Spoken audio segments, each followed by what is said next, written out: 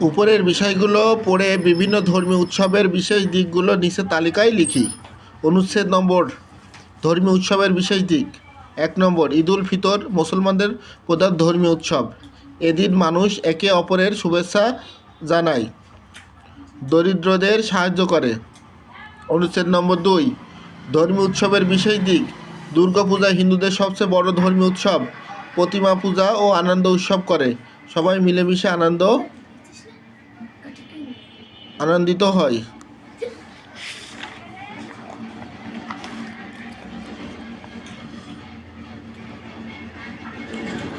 অনুচ্ছেদ নম্বর 3, ধর্মীয় উৎসবের বিশেষ দিক। বুদ্ধ পূর্ণিমা বুদ্ধদের প্রধান ধর্মীয় উৎসব। গৌতম বুদ্ধের জন্ম।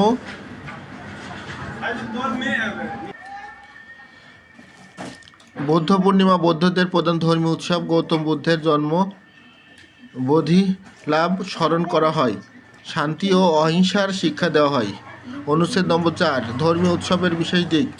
বড়দিন 25শে ডিসেম্বর খ্রিস্টান বা প্রধান ধর্মীয় উৎসব। যীশু খ্রিস্টের জন্মদিন স্মরণ করা হয়। গির্জায় প্রার্থনা ও আনন্দ আয়োজন করা হয়। কার্তিক, এখন আজান হবে, তাই ঢাক ঢোল বাজানো বন্ধ রাখি।